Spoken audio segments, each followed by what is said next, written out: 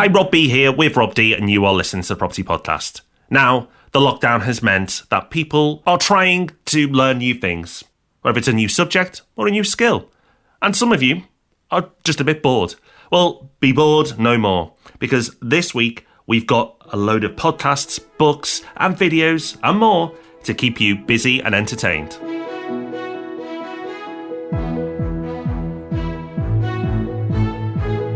Welcome to the Property Podcast, where every Thursday property investors come to be informed and inspired. And just in case 3 property podcasts a week are not enough for you, we've got an absolute bumper list of resources that we've been loving, and we're sure you will too. So this week's news story, the headline reads, NRLA slams citizens' advice for misleading report. The NRLA is the National Residents Landlords Association. So it seems that someone's unhappy here, Rob. What's happened? What's played out? Well, the NRLA have beaten us to our normal trick. Normally we pick up on suspect surveys or dodgy headlines and like to debunk them, but they've beaten us to it.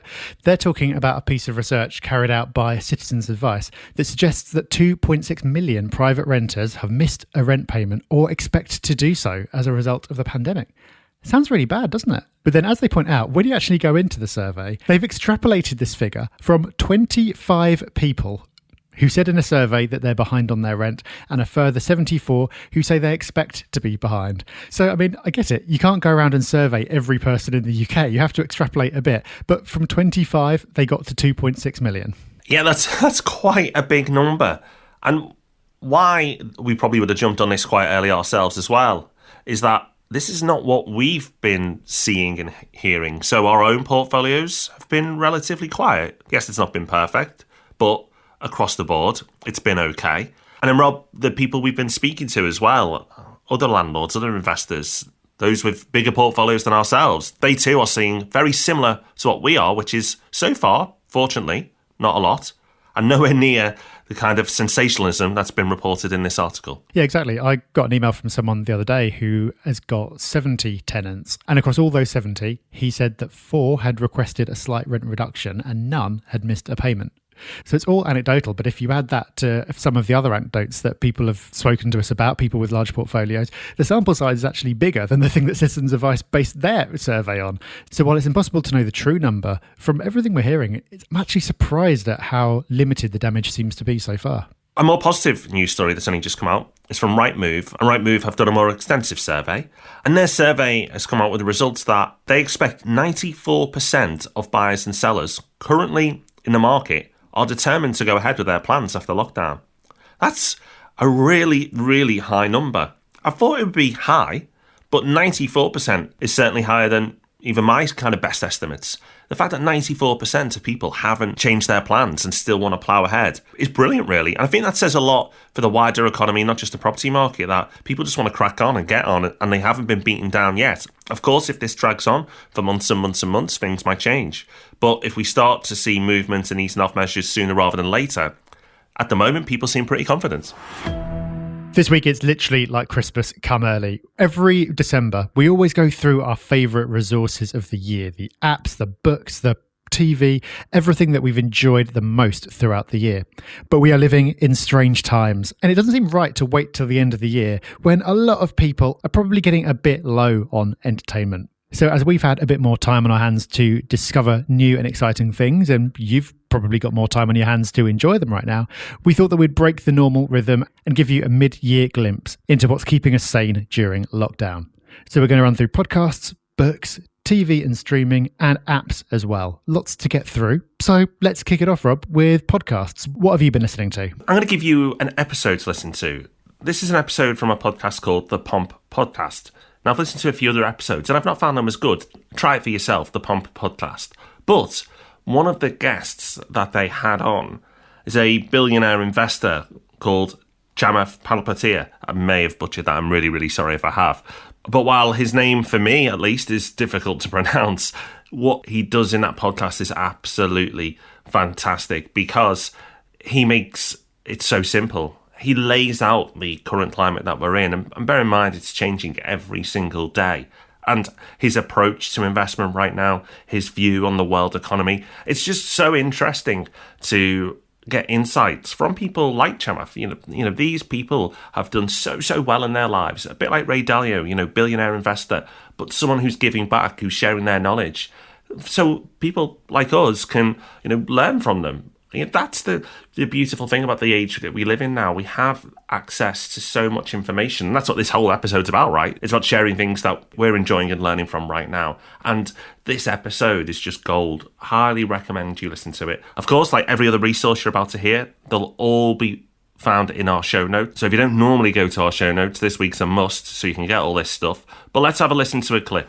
In deconstructing myself over the last 10 years, I've become a better person. The byproduct is I think I make better investing decisions because I'm less prone to the wild swings that I went through. But in that process, I've been going through wild swings.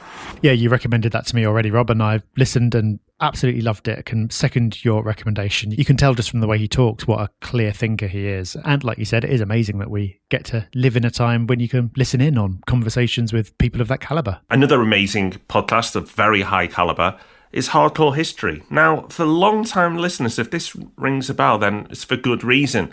Hardcore History is a podcast I recommended many, many years ago, and I still subscribe. So I think that says a lot. I know people who listen to podcasts for a long time will often, unsubscribe eventually, and there's very few that people stick with over years. And Hardcore History is one of those for me. An incredible podcast. The standard of that podcast has always been so high. It really stood out years ago, and it completely holds its own still today. And Dan Carlin, who presents that show, does a fantastic job of deep diving into really interesting subjects. And one of the most recent subjects he's taken on is Japan, and Japan before the Second World War and during and after the Second World War, and that time period. And I find it so fascinating. We often will talk about the time frame of the Second World War from 1939 to 45, and the amount of information on that time period is vast. But Japan's entry into the war was way before that. Maybe not officially, but they were fighting for many, many years before that. And what Dan does is takes us up to the beginning of that fighting with China, and then gives a really interesting background to the story of that region. And I think it's really interesting right now because China gets a lot of press and a lot of attention, and rightly so. It's becoming the world superpower. That will eventually happen if the current momentum continues. So to learn the history of that region has been really interesting for me.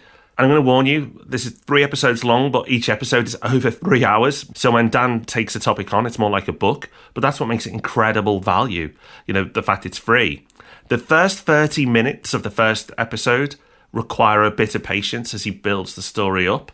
But once he gets going, wow, it's brilliant. Like the oncoming of a storm, I broke loose and overwhelmed it like a hurricane. With their corpses, I filled the city squares. The city and its houses, from its foundations to its top, I destroyed. I devastated. I burned with fire. The wall and outer wall, temples and gods, temple towers of brick and earth, as many as there were, I raised and dumped them into the Uratu Canal. For some reason, I've never been a regular listener of Hardcore History, but I'm going to put that right because the effort that must go into putting that together is absolutely immense. On a similar theme, my podcast recommendation is again a single episode of a podcast that I've talked about in the past, which is called Reply All. It's broadly a podcast about the internet and stories of some of the weird things that happen. Not every episode is brilliant, but this one really is. In fact, I think it's one of the best episodes of any podcast I've ever listened to. It starts in a very innocuous way with a situation that we've probably all had. We go out, we have a few drinks, a song pops into our head that we haven't heard for ages, and we can't quite remember who it's by or what it's called. It's on the tip of our tongue. We'll then Google a fragment of the lyric that we can remember and find the song, have a listen, and that'll be that. The difference in this story is that the guy this happened to went and Googled that fragment of lyric and couldn't find anything. He could find no reference to the song at all. And he continued trying everything he could think of, but there was nothing. And he started thinking he'd gone mad and fully made this song up in his own head. Maybe he had, maybe he hadn't. I'm not going to spoil it for you. But the incredible thing about this episode is the journey that they went on and the effort that they went to try to track down this song. I was getting increasingly frustrated, but also kind of scared. Like, it started to dawn on me that there was something that there was something really bizarre happening. It felt almost like he'd found like a hole in the world, like a glitch. He said it wasn't like this was the best song in the world. Like that wasn't the problem. The way he described it, he said it's a song where it's like the choruses are kind of in the style of U2, but the verses are very Bare Naked Ladies. Well, Rob, I know how many podcasts you consume, so for you to say this is one of the best episodes that you've listened to has meant that I've already downloaded it, so that's my walk sorted later. But if you need more on your walks, I've got another final podcast just to bring back to your attention. This one I've mentioned far more recently, but I think now more than ever, it's an incredible podcast. An incredible service. And the podcast is called Meditative Story, and it's a beautiful podcast. They take you through each week a different story and offer mindfulness prompts as you go. The background music puts you in a really nice state as well. But as so many of us are going out for our daily walks and pieces of exercise, if you are alone and you're looking for something to listen to, I highly recommend this.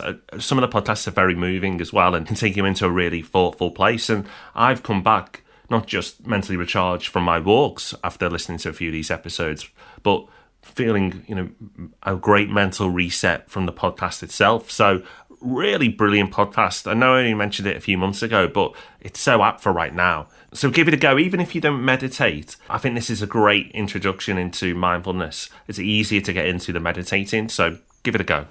On a high hill in the center of the farm, this is my grandparents' white wooden farmhouse. Nestled beneath tall pecan and loblolly pine trees. The humid air smells alive year-round, with constant notes of green and soil floating on the breeze. Okay, so lots of audio goodness to keep you occupied there. Let's move on to books, because you've probably got a bit more reading time at the moment as well. The first book on my list, and this is actually one I haven't finished yet, I'm still in the middle of it, but already a strong recommendation, is What It Takes by Stephen Schwartzman. Stephen Schwartzman is the founder of Blackstone, a company you've probably heard of because they are one of the world's biggest, if not the biggest, asset management company. It started out in private equity, got into real estate in a big way. They now have over $500 billion in assets under management. It's kind of a big deal. And the structure of this book is quite similar to another one I've talked about quite recently, which is Bob Iger, the former Disney CEO's recent book, where it's loosely an autobiography, but it's structured around the business lessons that he's learned over his career. And as you'd expect to have grown something to that kind of size, he's learned a lot and he's done some pretty impressive things along the way. So I've been highlighting like crazy throughout this one. The rain soaked through my jacket and shirt straight to my skin. My clothes were hanging off me like rags, the water streaming into my eyes and down my face. Every time I thought I finally had a taxi, someone else grabbed it, desperate and drenched. I spotted a cab sitting at a red light and ran over to it. I banged on the back window and held up a limp $20 bill, hoping the bribe would be enough for the passenger to let us get in with him. You know what, Rob? I'm so glad that we've recorded this episode because I looked at that book and didn't purchase it because I'd gone through the reviews and read that some people didn't enjoy it and found it a little self-indulgent from the author's point of view. And that put me off. But if it's got your endorsement, I'm back in and that'll be purchased later today. A book I've not purchased recently, I've owned for a little while now, is another recommendation from another chap who's okay and I tend to take on his advice. It's that Ray Dalio, the billionaire. One of his favourite books is Lessons of History.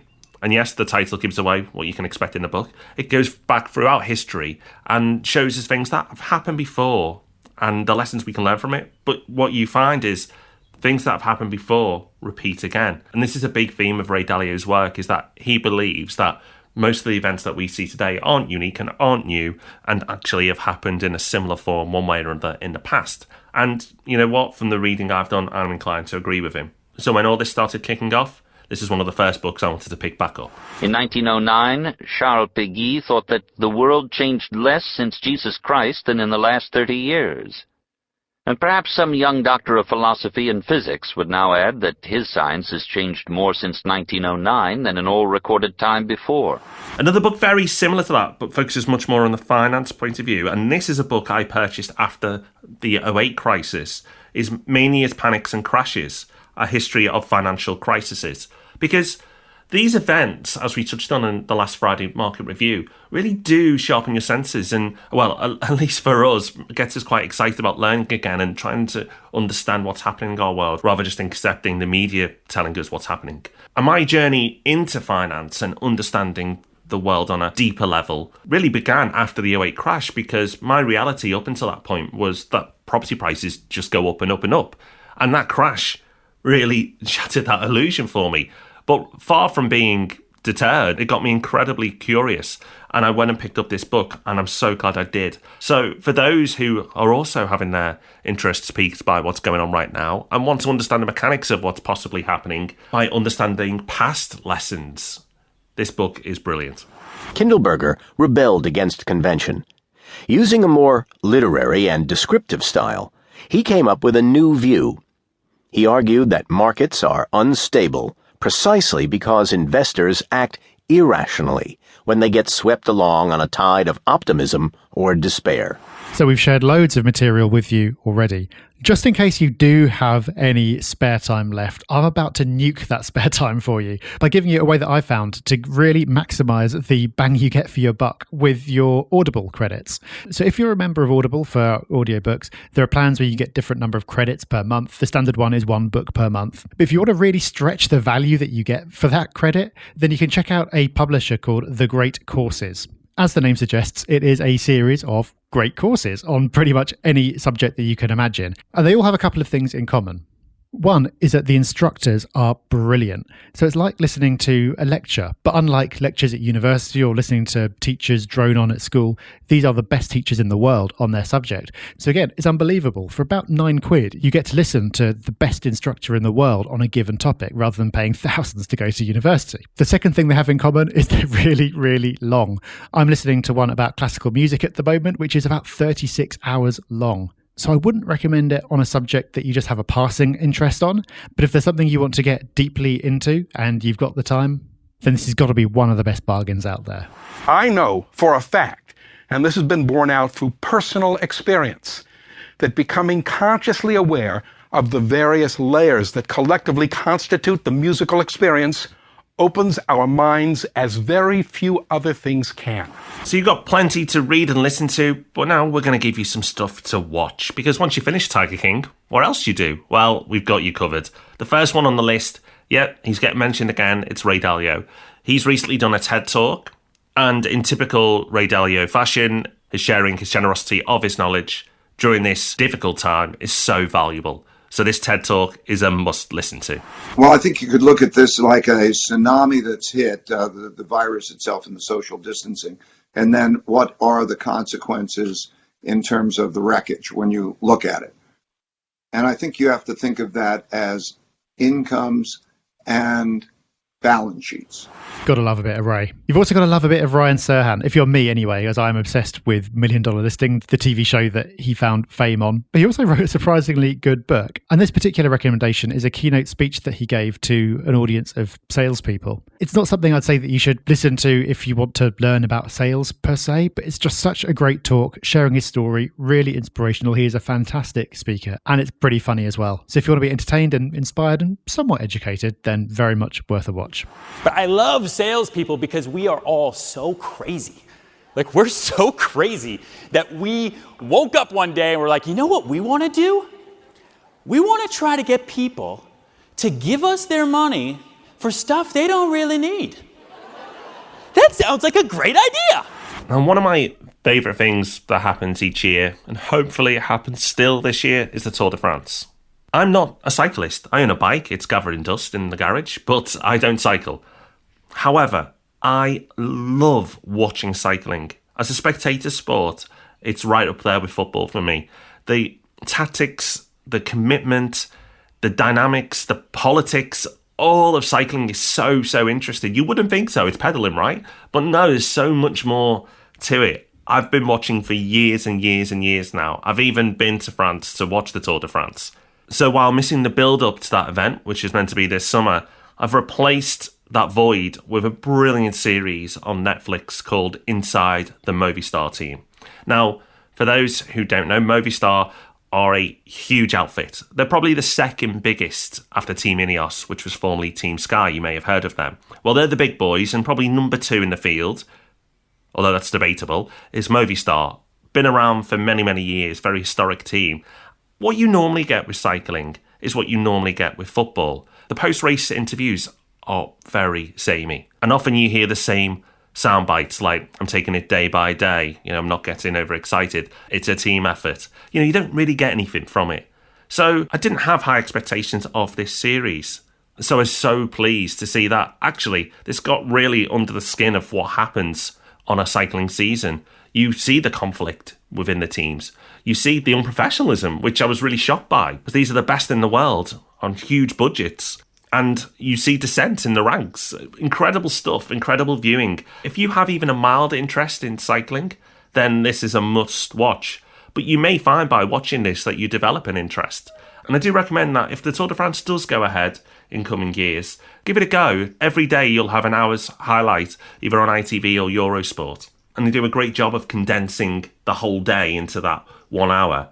I reckon if you watch 3 or 4 in a row, you'll be into it. But at the very least, give this one a go. That sounds great. I'll definitely be checking that one out. Actually, sounds similar to the Formula One documentary on Netflix in format that I think I talked about back at Christmas. So we'll definitely be watching that this evening. The next thing that's been keeping me entertained is one of my favourite YouTube genres, which is short videos of entertaining people talking about weird stuff. I think I might have talked about Wendover Productions in the past, Rob-Boucher, Jay Foreman, who I absolutely love, and I've recently discovered Tom Scott. I'm late to the party on that one because he's got 2.5 million subscribers already, but he has a whole series of short videos talking about really random subjects. So there's one about the Dutch Headwind Cycling Championships, there's one about why the elevator shaft was invented before the elevator, and loads of others as well. They're easy, quick watches between about 5 and 10 minutes long, and really good for random facts to pull out at parties, if we ever get to go to parties again. Vegan burgers are a sensible thing to find on a supermarket shelf, but vegan tomatoes wouldn't be. In fact, those tomatoes would sound a bit suspicious. It's the same as the old joke about asbestos-free cereal. Those labels are ignoring one of Grice's maxims, a set of guidelines that explain how we communicate with each other. And finally, I'm going to give you a double recommendation, so you're getting 2 for the price of 1 here. Missing the outdoors? Yeah, me too. But there's a couple of great documentaries that you can watch. And it's about climbing. Again, I don't do rock climbing. I've done some extreme hiking in the past and climbed some big mountains, but full-on rock climbing, not something I've done, but something I really do admire. And the people who do this, the best in the world, are incredible to watch. Incredible individuals as well, so driven. The Dawn Wall is the first one. It's been around a little while now. And again, you'll find it on Netflix and I'm sure YouTube if you go searching for it. And the Dawn Wall is a story of taking on a climb that's not been done before. And it follows the climber leading up to the challenge, the sacrifices, the commitment, the fear. And then it actually takes you through the challenge. I don't want to say too much more because I don't want to ruin it, but there is a logical follow-up episode as well. It's not the same subject, but it's been done in the same area and a different challenge, and arguably even greater challenge, and that's called Free Solo. Now, you'll find that one on Disney Plus. So if you're a Disney Plus subscriber and Netflix subscriber, you'll be fine. But if you're not, again, I'm sure a bit of Googling and you'll find it on YouTube. It's a stunning documentary set in a stunning place on the planet, Yosemite National Park. And again, both of them, 2 separate characters, but the common theme of incredible sacrifice and commitment and determination. I mean, just by absorbing these documentaries where you see people who push themselves beyond the elite, I think is incredible and inspiring. Even if you take a little bit from it, then you're better off. So highly recommend those 2. Early in the morning, there's this one panel of the wall that illuminates first, the Dawn Wall. It has never been climbed. Until Tommy Caldwell came along, nobody had actually considered trying it. Does it feel different to be up there without a rope? People who know a little bit about climbing, they're like, oh, he's totally safe. And then people who really know exactly what he's doing are freaked out. So our final category is apps. And to kick this section off, I've got an app called Investor, which is investor without the final E. This was recommended by a listener whose name I now forget, but thank you if it was you that sent this my way. It's an app about investing, as you might have guessed, and it's intended to educate people about investing. So it's got tutorials on there as well. But the coolest thing about it is it gives you $1 million not real ones sadly, and lets you do fantasy trading with all the companies and markets that you'll be familiar with, all moving exactly as they do in real time. So over the last couple of weeks, I've shorted the S&P 500. That didn't go well. I've gone long on oil. That didn't go very well either. And I've generally learned that I really definitely should not be a trader for real. But hey, at least I figured that out with fake money. Which I didn't. As I recently thought oil was so cheap and hey, can't go below zero. Well, it turns out it can. So do be careful and make sure that if you don't invest, you don't get a bit beyond your means and start thinking you are an investor after doing the play money. Learn from my lesson, although I did learn a lot. I also learned about an app I don't like. Yes, this is an anti-recommendation, just because it's been getting a bit of press. But I thought it's worth giving my point of view so you can make a more informed decision. But there's an app called Nextdoor. Now, the concept of Nextdoor is brilliant. It's a way of connecting with your local community and talking about issues that matter and helping each other out. At least that's what I thought it would be. What I found once I went in there was a little bit of that, and there was some lovely stuff and some lovely sharing and some positivity. But there was a lot of moaning. So much moaning. And it seems just a forum for people to bitch and moan and complain about things going on in a local area. It seems cyclists are really hated, by the way. And I'm not a cyclist, but for some reason people love moaning about them. So I deleted it. So my recommendation is not to download Nextdoor. And then Rob, when I mentioned this to you and I thought it was going in the show, you recommended a Twitter feed. Yeah, definitely keep it uninstalled, but subscribe to a Twitter feed called The Best of Nextdoor instead, which is like a crowdsourced collection of the ridiculous things that happen on Nextdoor, mostly American, where it's a lot bigger than it is here. But I'm not surprised you binned it, because some of the stuff that goes on there is just mad. I'm just reading something now with someone who's posted a rant because they were upset with the name of their neighbour's Wi-Fi network. Just one example of the things that get discussed on there. So definitely don't participate, but that is good for a bit of entertainment. And my final recommendation is something called Poker in Place, pokerinplace.app. Clearly the .com was taken. This, as you might have guessed, is a poker app. There are loads of them, obviously, but this one's particularly cool because it's like a cross between online poker and a Google Hangout. So the idea is you play it with your friends, but you can actually see each other's faces on webcam by your position on the table and talk to each other as well. So it's about as close as you can get to a real game of poker when you can't be in the same room as people. I played it with some friends at the weekend, and unfortunately, when you get to the end, they even give you a handy PayPal link so you can settle up afterwards. So if you're used to having a regular poker game, that's a pretty good substitute. Now, it's normally the time of the show that we give you a success story, and there's loads of that going on, but actually just wanted to change it a little bit. It's a slightly different episode than normal for us, so we're going to do something slightly different here, and it's just a thank you. Thank you to the kind people who've left some really positive reviews on iTunes recently. We've got loads of positive reviews, and I promise you, I've read every single one as they've come in, and I check in once or twice a week, and it really does give us a lift. So thank you to the messages of support. Thank you, for people who appreciate what we're doing. We're human beings too. We have up days, down days, and we're dealing with similar environments as you all are. So when you get really positive reviews in, it gives you a lift. So I didn't want to left unsaid. Thank you. We appreciate it. And to those who leave a review in the future, thank you to you too. Well, I hope you've enjoyed this episode. I've picked up some things that I'm going to be checking out for sure when we finished recording. If you've got resources of your own that have been keeping you sane over the last few weeks, please let us know. We'd love to hear from you. We're on all the socials at Property Hub UK. But please, make sure you leave some time free for the Property Podcast, because we're going to be back tomorrow with our market update, and then we've got 3 more podcasts for you next week as well. So until tomorrow, bye-bye. Bye-bye.